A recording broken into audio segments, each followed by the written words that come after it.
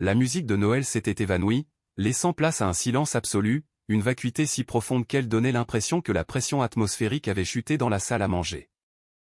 Au bout de la table, Stéphane Leroux se tenait figé, son visage si blême qu'il évoquait une figure de cire abandonnée. Mon téléphone était collé à son oreille moite, un artefact technologique incongru dans ce tableau familial qui venait de voler en éclats. Par le haut-parleur, une voix que tout Français connaissait opposée, claire, d'une autorité glaçante déchira le voile de tension. Intrusion détectée sur une communication sécurisée, énonça le président de la République, sa diction exempte de toute inflexion festive. Veuillez décliner votre identité sans délai, ou les forces de l'ordre seront déployées à votre position. La main de Stéphane, cette même main qui tenait le couteau à dinde avec une assurance si arrogante quelques instants plus tôt, se mit à trembler convulsivement. Puis, le téléphone lui échappa, tombant avec un craquement sinistre sur la vaisselle en porcelaine. Dans ce moment cataclysmique, l'unique intention de Stéphane avait été de mater sa belle-fille rebelle en lui inculquant une leçon sur la hiérarchie. Il ignorait totalement qu'il venait de perturber une conférence de crise sur la dissuasion nucléaire et de commettre une infraction grave au code pénal avant même d'avoir goûté la bûche. Pour comprendre comment des véhicules de la gendarmerie nationale ont pu finir par bloquer l'allée de notre maison de campagne, il faut revenir 2 mois en arrière, au commencement de ce drame. Aux yeux de ma mère et de son cercle d'amis, j'étais Chloé Dubois, une coordinatrice logistique sans histoire, une adepte du télétravail un peu trop absorbée par son écran d'ordinateur. Ils étaient loin d'imaginer que mes plannings de livraison masquaient des déploiements d'unités spéciales et que mes inventaires étaient des listes de clés de chiffrement pour les communications par satellite de l'état-major. Ce secret était mon armure. Dans ma profession, l'invisibilité est une protection et le silence, un atout stratégique. Mais ce rempart s'est fissuré le jour où ma mère m'a présenté Stéphane, son nouveau petit ami. Sergent retraité de l'armée de terre, il avait transformé son passé militaire en unique trait de caractère. Stéphane appartenait à cette catégorie d'hommes qui éprouvent un besoin viscéral d'être le chef de meute, même lorsque le territoire se limite à un jardin de banlieue et c'est sujet à sa compagne et la fille de celle-ci. Dès notre premier contact visuel, j'ai décelé dans son sourire en coin une tentative malhabile de masquer une insécurité abyssale. Il me soumettait à des interrogatoires sur les rudiments de la discipline alors que je me faisais un café, critiquait ma posture, ou déplorait mon manque d'expérience du « vrai monde ». C'est civil, alors. Soupirait-il avec une condescendance affectée, comme si j'étais une cause perdue. Il s'imagine que tout leur est dû. Dans mon armée, vous n'auriez pas tenu 5 minutes. Je me contentais d'un sourire énigmatique et d'un vague hochement de tête, luttant contre l'envie de lui faire remarquer que dans mon armée, un homme de son niveau d'habilitation n'aurait même pas l'autorisation d'entrer dans le mess des officiers. L'ambiance, déjà tendue, devint carrément hostile quand Stéphane s'installa.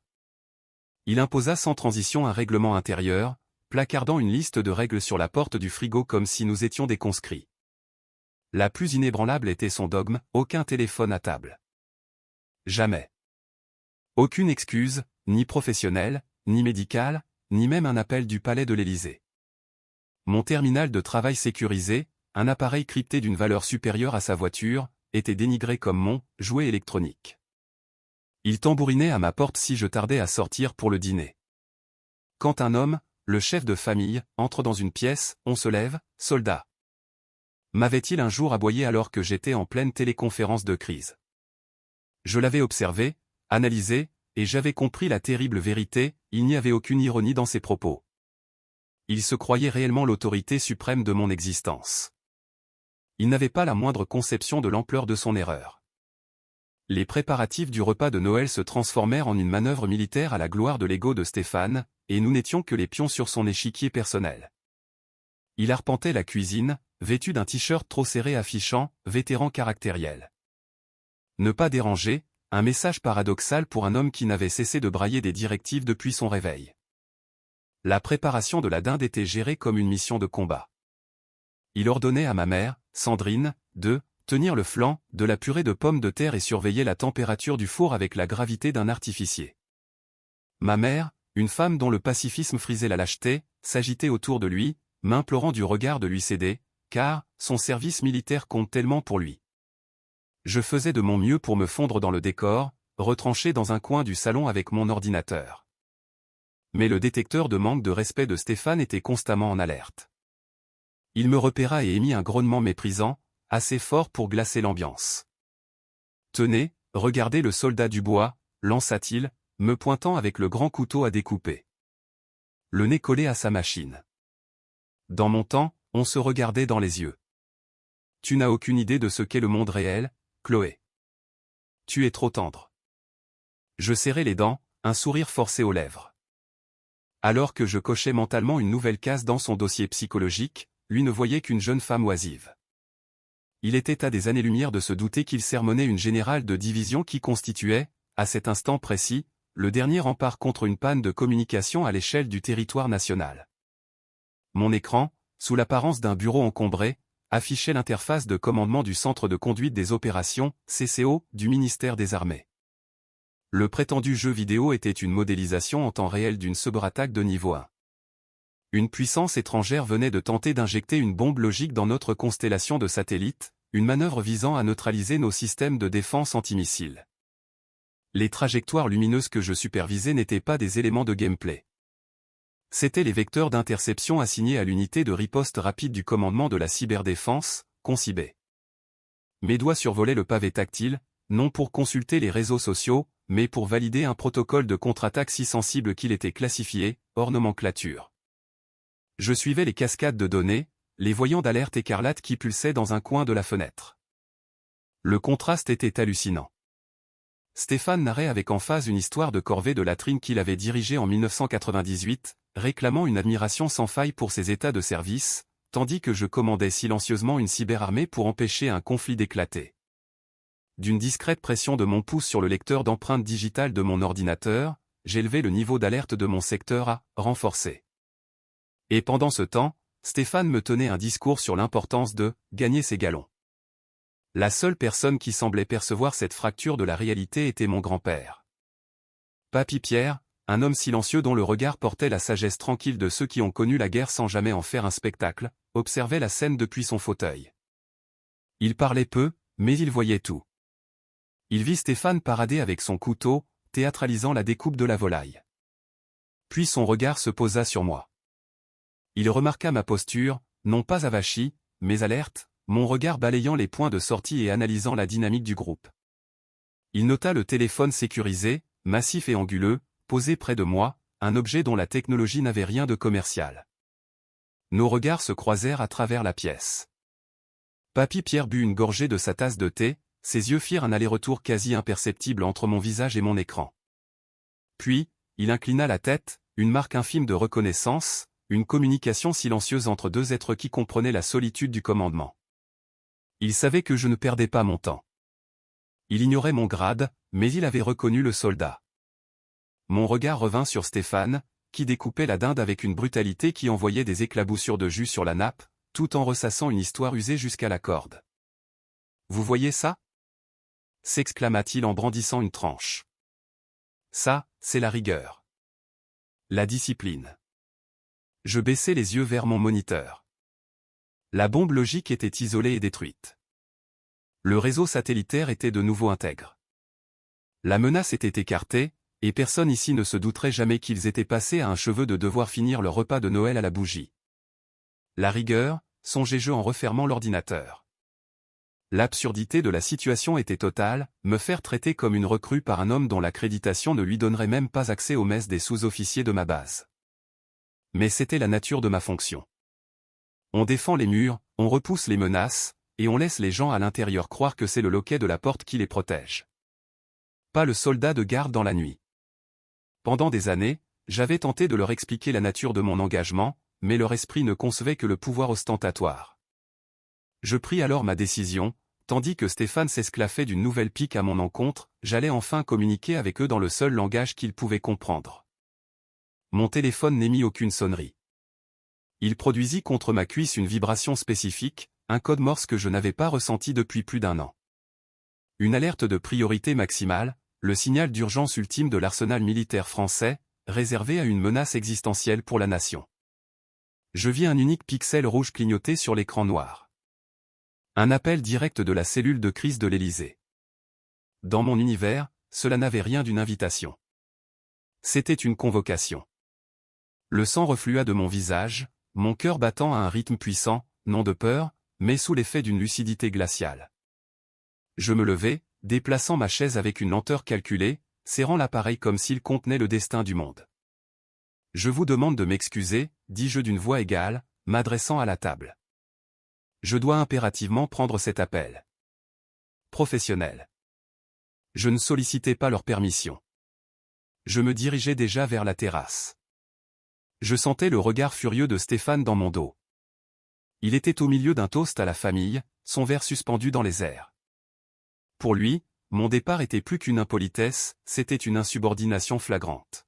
« Reste assise, Chloé » tonna-t-il, sa voix couvrant le bruit des couverts. « On est en famille. Ta logistique attendra la fin du repas. » Je l'ignorais. Je n'avais pas le choix. Je sortis dans l'air vif de la nuit et refermai la porte-fenêtre derrière moi, m'isolant dans le silence froid. J'activai la communication. « Ici Dubois » dis-je, mon ton changeant instantanément pour celui, professionnel et tranchant, d'un officier général.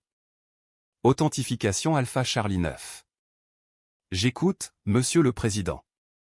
La conversation qui suivit fut dense et urgente, émaillée de termes techniques sur des contre-mesures et des évaluations de risques. Je n'étais plus Chloé, la déception de sa mère. J'étais un commandant prenant des décisions qui allaient affecter des milliers de vies. Mais à l'intérieur, Stéphane ne voyait pas une serviteur de l'État. Il voyait une gamine défiant son autorité. À travers la vitre, je le vis poser brutalement son verre, le vin giclant sur la nappe. Il lança quelques mots à ma mère, me désigna d'un doigt rageur, et se mit en marche vers moi, le visage congestionné. Il venait pour faire respecter sa loi, ignorant tout du précipice vers lequel il courait. Je coordonnais les opérations d'une unité navale majeure. Stéphane coordonnait sa traversée du salon vers sa propre destruction. La porte ne coulissa pas. Elle fut violemment tirée de ses gonds, le fracas brisant la bulle de concentration que je maintenais avec peine. Stéphane fit irruption sur la terrasse, le torse bombé par une colère auto-alimentée. L'espace d'une seconde, mon cerveau ne traita pas l'image d'un beau-père, mais celle d'un élément hostile commettant une violation du périmètre de sécurité. Je levai la main, paume en avant, un geste d'arrêt universel que j'utilisais pour calmer des situations tendues sur des théâtres d'opération. « Stop » ordonnai-je, ma voix prenant une inflexion glaciale qu'il n'avait jamais entendue. Ligne sécurisée. Mais pour Stéphane, ce n'était pas un avertissement. C'était un défi. Il eut un rire gras, un son répugnant qui me hérissa. Ligne sécurisée. Tu te prends pour qui, Chloé? J'ai dit, pas de téléphone. Avant que je puisse réagir, il fondit sur moi. Sa main se referma sur mon poignet comme un étau et il m'arracha le terminal sécurisé avec une brutalité qui manqua de me déboîter le pouce. La vague d'effroi qui me submergea n'était pas pour ma sécurité personnelle. Elle était pour lui. Il était absolument inconscient du fait qu'en touchant cet appareil, il venait de signaler une agression physique sur un officier en communication directe avec le commandement national. Je restais pétrifié, assistant à la catastrophe en direct, alors qu'il portait le téléphone à son oreille, une expression de triomphe grotesque sur le visage. Il s'apprêtait à humilier un quelconque chef de service, à passer un savon à un supérieur hiérarchique imaginaire. « Allô, l'ami » aboya Stéphane dans le micro, sa voix se répercutant sur les murs de la maison. « On dîne, là. Alors vous arrêtez d'importuner ma fille, sinon c'est à moi que vous aurez affaire. » Il se tut. Le silence fut total, assourdissant, comme si le son avait été coupé dans l'univers. Je ne pouvais entendre la réponse, mais j'en perçus l'onde de choc. Ce n'était pas un cri. C'était le grondement calme et implacable de l'autorité suprême. Le genre de voix qui déplace des armées. Ici le président de la République articula la voix, juste assez fort pour que j'en perçoive l'écho métallique. Vous venez de commettre une interférence sur une communication classifiée. Identifiez-vous. Stéphane se transforma en statue. Je vis le sang quitter son visage, le laissant d'une pâleur cireuse. Ses yeux, d'habitude si arrogants, étaient maintenant deux puits de terreur vide. Il avait reconnu cette voix. Tout militaire, actif ou retraité, connaissait cette cadence. Il comprit en une fraction de seconde qu'il ne s'était pas adressé à un petit chef. Il s'était adressé au chef des armées. Sa mâchoire battait, mais aucun son ne sortait, seulement un sifflement d'air. Je n'ai pas hurlé. Je n'ai pas paniqué. Une clarté étrange s'empara de moi. Le détachement de l'officier supplantait l'émotion de la fille. Je me tins plus droite, redressant les épaules. La jeune femme qui pliait sous ses intimidations avait cessé d'exister. À sa place se tenait la générale Dubois. Je tendis la main, paume ouverte, le regard fixé sur le sien. Le terminal, dis-je. Ce n'était pas une suggestion. Les mains de Stéphane étaient secouées de tels tremblements qu'il laissa tomber l'appareil dans la mienne comme s'il était brûlant. Je le portai à mon oreille, sans jamais le quitter des yeux. Toutes mes excuses, monsieur le président, repris-je, d'une voix professionnelle. L'interférence est maîtrisée. L'élément hostile est neutralisé. Stéphane grimaça au terme, élément hostile, ses genoux menaçant de céder. Mais il était trop tard. L'obscurité fut déchirée par des sirènes hurlantes. Pas un son lointain, mais le vacarme assourdissant et proche des forces de l'ordre.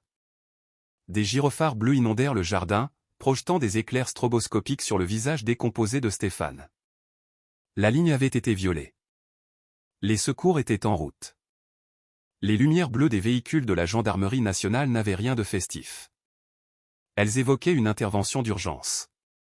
4 gendarmes d'une unité d'intervention rapide prirent position sur la terrasse avec une efficacité redoutable, immobilisant Stéphane contre la porte-fenêtre qu'il avait forcée quelques minutes auparavant. L'homme qui, durant 2 mois, m'avait fait la leçon sur la discipline et le respect de l'autorité, n'était plus qu'une masse tremblante et suppliante. Au son du clic métallique des menottes se refermant sur ses poignets, un son plus tranchant que celui de son couteau à dinde, il éclata en sanglots, son image de héros autoproclamé se désintégrant. « Chloé, dis-leur quelque chose », gémit-il tandis que les gendarmes le fouillaient. « Dis-leur que je suis de la famille. Que je suis un vétéran. Ne les laisse pas faire ça. » Je restai là, mon téléphone en main, et je ne ressentis rien. Pas de pitié, pas de joie, rien. Des années de conditionnement m'avaient appris à absorber sa colère pour préserver une paix factice. Je le regardais, et je ne vis ni un beau-père, ni un patriote. Je vis une faille de sécurité qui venait d'être colmatée. Je l'ai regardé saisir le couteau de combat qu'il avait utilisé pour la dinde, le placer dans un sac à preuve, et je me souvins de toutes les fois où il m'avait traité de faible. Son regard désespéré cherchait en moi la fille soumise, celle qui finissait toujours par céder. Mais cette fille était partie. Puis vint la seconde offensive, ma mère. Elle ne se précipita pas vers lui. Elle se précipita vers moi. Un schéma de comportement profondément ancré, si le chaos éclate, Chloé en est la cause. Elle me saisit le bras, ses ongles s'enfonçant dans ma chair. « Qu'est-ce que tu as fait » hurla-t-elle, sa voix déformée par la panique. « Annule ça, Chloé. Dis-leur de le laisser partir. Il suffit que tu leur dises qui tu es. Pourquoi faut-il toujours que tu crées des problèmes » Je me dégageai de son emprise avec une fermeté calme. Je lui ai donné un ordre, dis-je, ma voix froide coupant court à son hystérie. Un ordre direct. Il a refusé d'obéir. Voilà ce qui se passe dans le monde réel, maman. Mais ce n'est pas juste. Sanglota-t-elle, désignant les gendarmes qui emmenaient Stéphane. Il voulait juste un bon dîner de famille. Je suis général de division dans l'armée française, ma voix résonna, claire et forte, les mots chargés d'un poids nouveau. Je suis à la tête de l'unité de riposte du commandement de la cyberdéfense. Mon travail n'est pas un jeu. Je protège ce pays. Y compris contre les hommes comme lui, qui s'imaginent au-dessus des lois. Elle me dévisagea, sidérée, comme si elle me voyait pour la première fois. Et c'était le cas. Je n'étais plus la variable d'ajustement de sa vie. J'étais une force qu'elle avait ignorée pendant 30 ans. Je lui tournai le dos et cherchai du regard la seule personne qui n'avait pas perdu son calme. Papy Pierre était toujours dans son fauteuil, sa tasse de thé à la main, un îlot de sérénité au milieu de la tempête. Il me regarda, un léger sourire plissant le coin de ses yeux. Lentement, avec une précision parfaite, il porta la main à sa tempe et m'adressa un salut militaire. Ce n'était pas une moquerie. C'était la reconnaissance d'un soldat à son supérieur. Je me mis au garde-à-vous et lui rendis son salut, prolongeant le geste une fraction de seconde. Mon général, s'adressa à moi l'un des gendarmes. Le sujet est sécurisé. Nous aurons besoin de votre déclaration. Parfait, répondis-je, jetant un dernier regard à Stéphane, qu'on faisait monter à l'arrière d'un véhicule banalisé.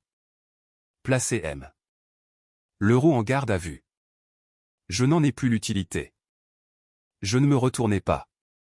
Je récupérai ma sacoche, traversai le jardin sous le regard médusé des voisins, et m'installai à l'arrière du SUV noir qui m'attendait.